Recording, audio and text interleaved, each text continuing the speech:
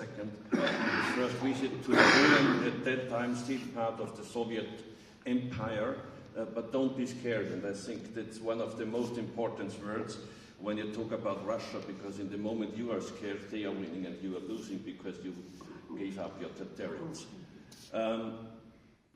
As you mentioned, I'm from the Pan-European Union, which is the oldest organization for the unification of Europe, by Rainhard Kloucek, who said at that time, and this was after World War I, if Europe is split up in small national states, then we will go into a next war. So we have to find some kind of cooperation, at least in foreign policy and in security policy. As you know, history was right, the next war came, and the Soviet Empire expanded. But the point was that this European unification is a peace project, and I would say it was the most important, most successful peace project in history, but only internally. We do not export this idea of peace to other countries. Because we believed, or we lived in the illusion, especially after World War II, even in the Cold War, that there would not be another war between the two big blocs in Europe, although there was a lot of military, not in Austria, but in the rest of Western Europe. And also because of the UN Charter forbidding to military aggression against other countries and all the other things which you have in the UN Charter. So we were living in this illusion of internal peace, eternal peace. And when you live in an illusion, you are not prepared for some surprise that happens in politics.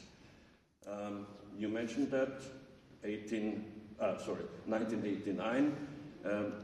In summer there was the Pan-European picnic on the border to Hungary, which opened the Iron Curtain.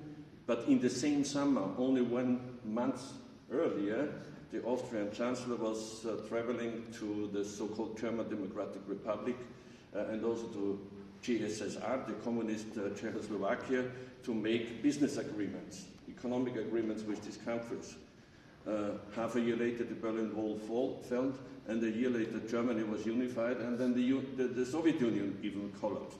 Nobody wanted to believe it, because we were living in this illusion. It was a little bit better when you talk from an Austrian perspective, when you speak about Yugoslavia. We had a very wise Minister for Foreign Affairs at that time, Alois Mock, who was one of the first who said, listen, we have to do something. Something is going on there.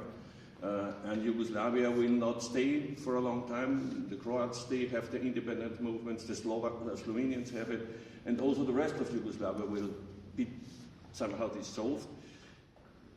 On the other side, you had France and Great Britain, who were supporting Milosevic and his politics because they said, we don't want to lose World War I now. Yugoslavia was a product of World War I.